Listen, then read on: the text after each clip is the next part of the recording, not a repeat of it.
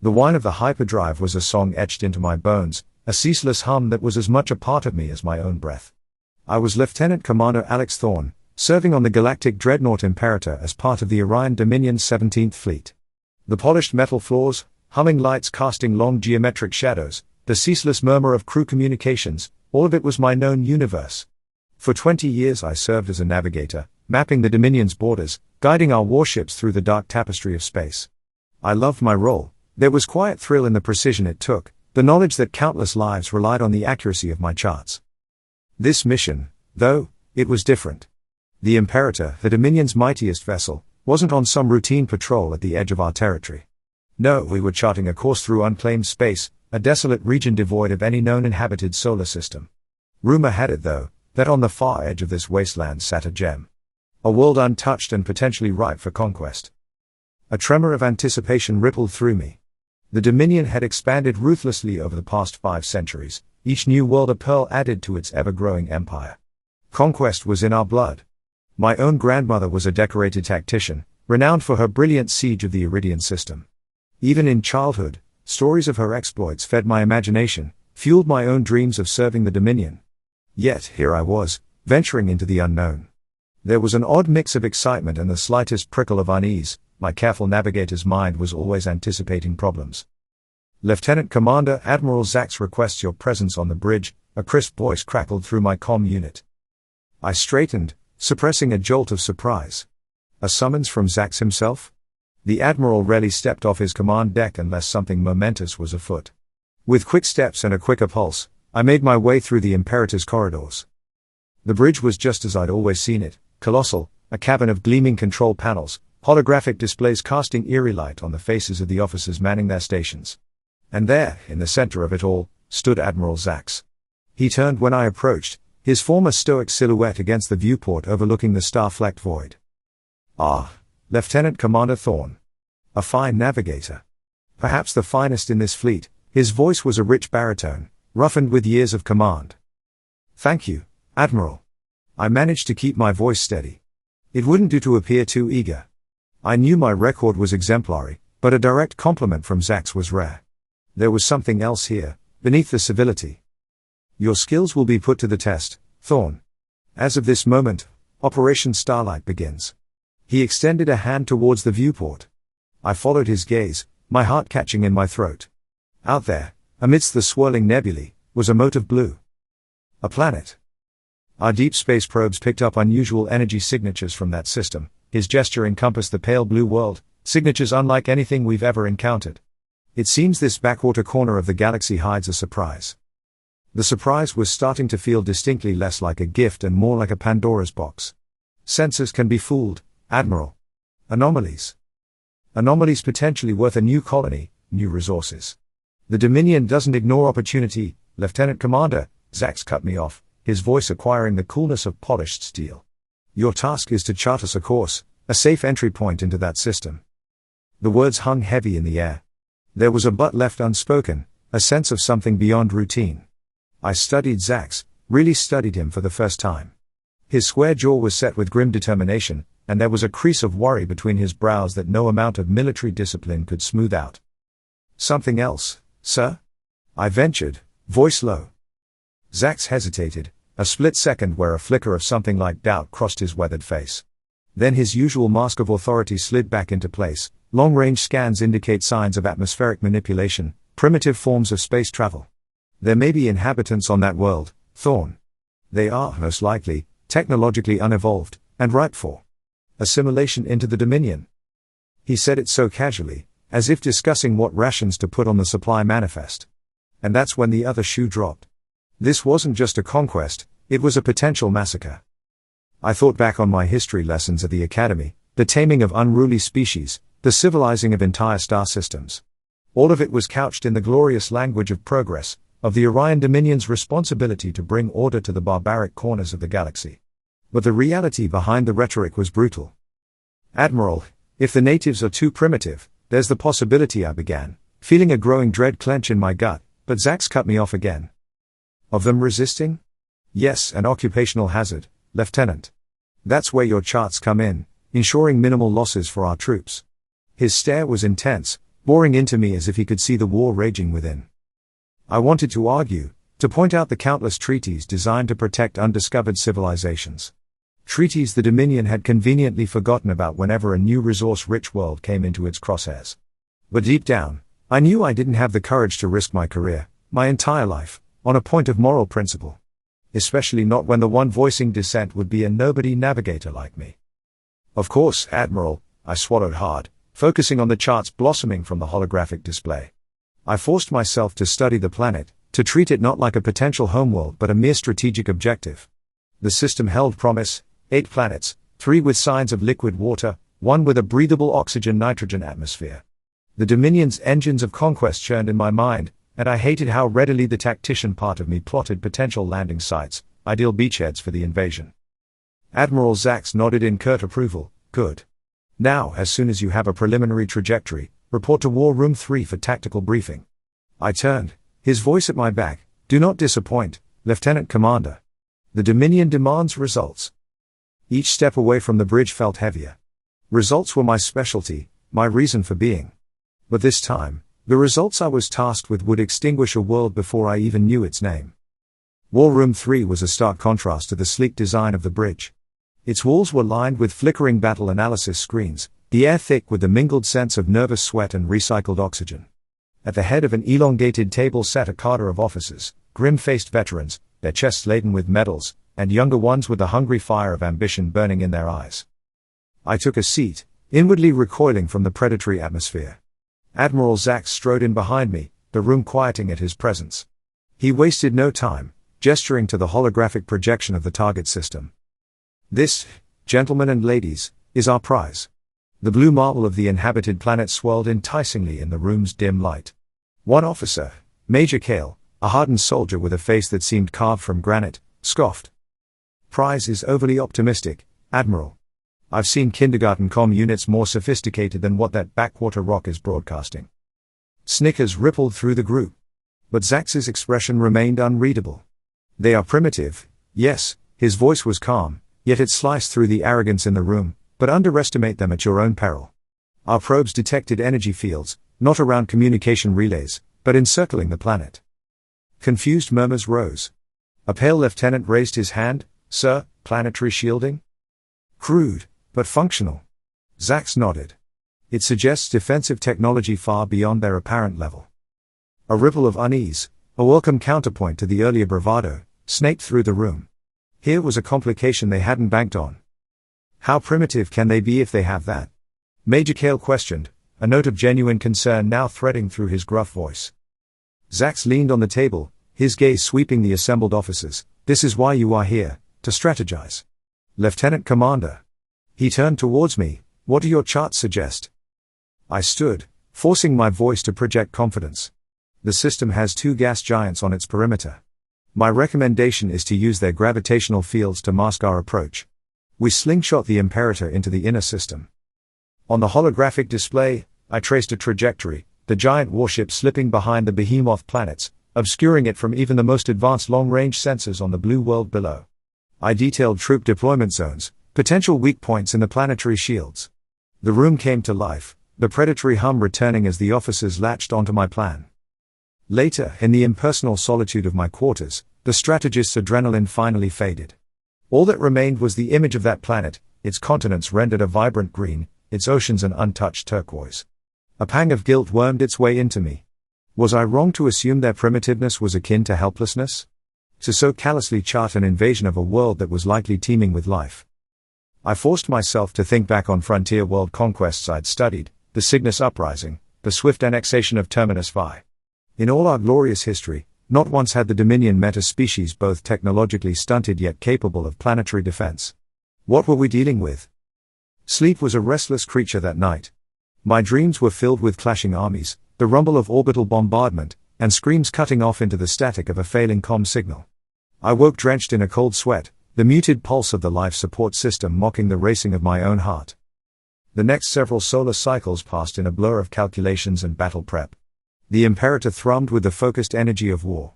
Squadrons of fighters buzzed in and out of launch bays like angry wasps, ground troops ran drills until their movements were as automatic as a droid's. Yet amidst the frenzy, a sliver of doubt gnawed at me. Zach, once the epitome of unquestionable authority, began to seem hesitant. During briefings, his eyes would flit to the planet's image, a flicker of something resembling apprehension creasing his brow before disappearing behind the usual mask of command. Alex, the comm unit in my quarters crackled to life. It was the Admiral's voice, gruffer than usual, as if sleep was a stranger to him as well. Meet me on observation deck 12. The request was unorthodox enough to send a surge of adrenaline spiking my pulse. Observation decks were rarely used for official purposes. This wasn't about tactics, this was something else. Deck 12 was dim and silent, the viewport revealing a tapestry of stars so thick it looked like spilled glitter. Zach stood there, hands clasped behind his back, silhouetted against the cosmic expanse. They are beautiful, aren't they? His voice was unexpectedly soft, a far cry from the tone he used to address his troops. I followed his gaze to the shimmering nebulae. Yes, sir. My father used to take me stargazing on Orion Prime. The memory trailed off, a bittersweet ache blooming in my chest. A navigator, was he? Zach asked. Cartographer, actually. He mapped the outer rim trade routes, I clarified. A proud smile touched my lips. I loved poring over his charts, imagining all those worlds. Zach finally turned towards me. In the half-light, his features seemed worn, the lines on his face etched deeper. And that world? He gestured towards the viewport where the blue gem of a planet dominated the view. What do you see when you look at that, Alex? It was the closest he'd come to using my first name. Caught off guard, I answered without my usual military filter, I see potential. It could be a new colony, resources to fuel the Dominion. But I also see life, Admiral. It's unfair to assume they lack sentience just because they're not broadcasting on the galactic net. Zach grunted, a wry twist to his lips, the voice of reason, at last. It's rare amongst my officers. He stared at the planet for a long moment, then looked me dead in the eye. Help me make the right decision, Alex. My mind whirled. Was he testing my loyalty? Or was there truly an internal struggle raging within the unyielding Admiral? Before I could decipher his intent, a tremor shuddered through the Imperator. Comms across the ship crackled to life with panicked reports. Unknown vessel decloaking off our port bow. Configuration doesn't match any known ship design. Weapons signature, it's off the charts. Zach and I rushed to the bridge. Every screen blazed with the image of a behemoth vessel, eclipsing even the Imperator. Its design was utterly alien, a shimmering, organic shape, defying all familiar symmetry. But what truly chilled me was that the warship seemed expectant. There was no overtly hostile energy emanating from it. No shields went up, no weapons powered on. It just hung there, monolithic and eerily serene. Hailing frequencies open, barked the comms officer. Silence answered them, then a burst of transmission, raw and unfiltered. My blood ran cold as an automatic translator kicked in, struggling to make sense of the impossibly intricate sounds. Intent, observation. No harm, learning. It sputtered, pauses stretching between the distorted words. Yet, even the flawed translation couldn't hide the message's intent. This wasn't a first contact, these aliens already knew we were here. They'd been watching. Admiral, I turned to Zach, fear and a strange sort of vindication warring within me, they know our plans. The room stilled. Every officer was staring at Zach, the tension in the air thick enough to choke on. The Admiral's jaw worked, and I saw a decision being wrestled with, the fate of two worlds hanging in the balance. All troops, stand down. Repeat, invasion force stand down. Zach's order cut through the chaos with the crispness of undisturbed ice. He then looked directly at me, Lieutenant Commander, open a direct channel. And pray they understand basic. I moved like an automaton, my fingers tapping out commands I'd dreamt of only in nightmares. Then, with a bated breath, I spoke into the open comm line. This is Lieutenant Commander Alex Thorne of the Orion Dominion Dreadnought Imperator. We come in. Peace? A new voice crackled through, heavily accented, but undeniably in galactic basic. It was high, thrumming with an energy that was as potent as any weapon. I exchanged a look with Zach. He nodded. Yes. Peace, I confirmed. An agonizing silence stretched, filled with the distant hum of both starships. Then Lieutenant Commander, Alex. A curious name. The voice returned, softer this time. We have been watching your kind for some time. Studying. You. My voice felt brittle. You let us get this close? You could have stopped us. We could. But curiosity drove us to see what choices you would make. There was a hint of gentle amusement in the alien voice. And then it hit me, a wave of cold realization washing over me. This was a test. And did we pass? Zach's question carried the combined weight of the entire Dominion. The alien ship, vast and enigmatic, pulsed in the void. It felt like an eternity before the reply came. The potential is there. Within you, Alex, we see flickers of divergence from your kind's path. But potential is malleable. The Dominion stands at a precipice. With those cryptic words, the alien vessel began to shimmer, the distortion increasing until it vanished without a trace. I found myself staring at empty space, my mind reeling. Admiral, I began, the tremor in my voice undeniable. They say, they've been watching us. Zach was gazing out at the serene oblivion where the alien warship had once materialized. Watching us, yes. Weighing us. We've been so focused on conquering outwards, his voice lowered, that we've forgotten there may be forces far beyond our comprehension, and they are judging our worthiness. Stunned silence permeated the bridge. These aliens, their technology making mockeries of our own, could have obliterated us in the blink of an eye. Yet, they chose to simply watch. For what purpose? A new path, a radical one, began to etch itself in my mind. Admiral, permission to speak freely, sir? Zach eyed me, a long considering pause before he inclined his head. Granted, Commander. We came here to conquer a world we assumed was less advanced. But what if, instead of conquest, it's contact we should be seeking? Imagine what we could learn from a species so powerful, they view us as mere curiosities. The room erupted in heated protests, deeply ingrained imperial pride clashing with the humbling reality of our situation. Zach, to his eternal credit, raised his hand, the bridge quieting. Alex, he looked at me, a ghost of a smile playing on his lips. The Dominion has had warriors, tacticians, and conquerors. What it needs now is a diplomat. My promotion was swift, a testament to the Admiral's newfound trust, and perhaps to the desperation churning beneath the surface of the Dominion's unshakable facade. It wasn't the rise in ranks that mattered. It was the weight of the title itself, diplomat. A word so rarely used in recent history that it almost seemed quaint. My first diplomatic mission was to be a solo flight down to the Blue Planet. The Imperator would linger on the perimeter of the system, a silent but undeniable reminder of the firepower it harbored. I, on the other hand, would descend in a small shuttlecraft, armed with nothing but words and the faint, flickering hope that these aliens were as interested in dialogue as they'd implied. You're sending one person? Alone? Major Cale had nearly choked on his words when informed of the plan. The scorn and distrust in his eyes reflected the views of a significant portion of the crew. Zach had just shrugged, his voice dismissive. He's our best bet, Major. Thorne's charts got us this far without spilling a drop of blood. It's time he used those skills to ensure we don't have to spill any at all. The shuttle was cramped, utilitarian. As the planet swelled in my viewport, a pang of childish awe warred with the nerves coiling in my gut. This world, it was breathtaking. Continents a riot of emerald green swirled into oceans 1,000 shades of blue, all wrapped in wispy white clouds. Atmospheric entry was rough, a reminder that while technologically outmatched, nature was still a force to be reckoned with. My little shuttle bucked and groaned as it pierced the atmospheric layers, finally stabilizing over a broad expanse of what looked like an ocean. To my utter astonishment, a section of the water shimmered and then retracted, like an invisible carpet being rolled away. A colossal structure rose from the depths, liquid cascading off its silvery flanks. Sleek, elegant, and as alien as the ship I'd seen earlier. This was clearly meant as a landing platform. Taking a deep, shuddering breath, I guided the shuttle down. As the landing gear touched the cool metal surface, a sense of the utterly surreal engulfed me. I was an Orion Dominion officer, standing on the structure of an unknown alien civilization on the opposite side of the galaxy from everything I'd ever known.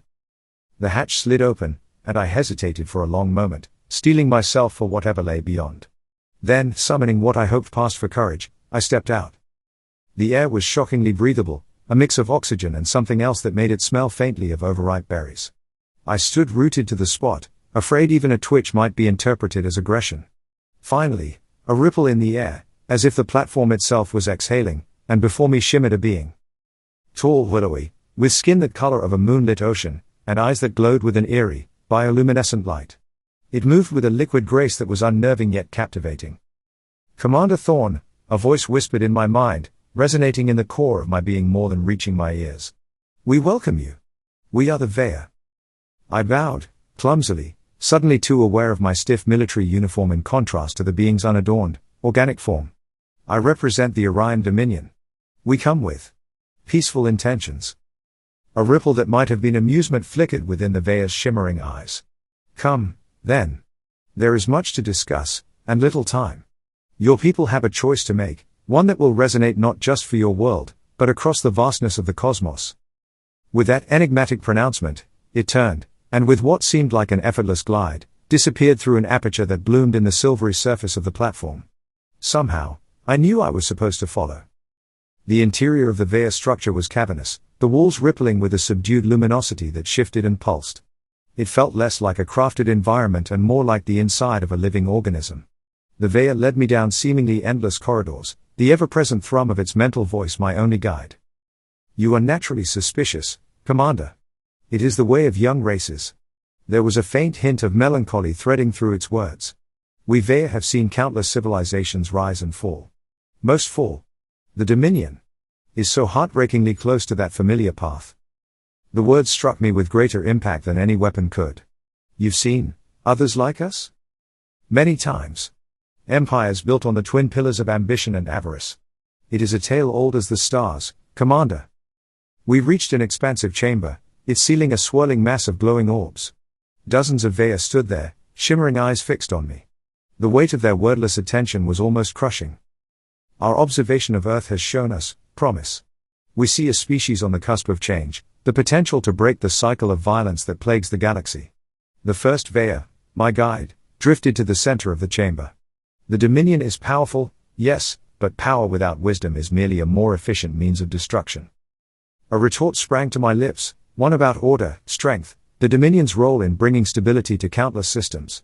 But before I could voice it, one of the orbs in the ceiling flared, bathing the chamber in an intense golden light. As the radiance faded, an image formed, not a holographic projection, but something that danced and shimmered with an unsettling reality. It was Earth. But not the healthy, vibrant Earth I'd left behind. This Earth was wreathed in smoke, its continents scarred with craters. Orbital bombardment flashes sizzled in the atmosphere, and where vibrant oceans had once been, lay only barren, cracked basins. A possible future, the Veya's voice told like a funeral bell. Not the only future, but the one on the path you currently tread. The vision blurred, and the orbs dimmed.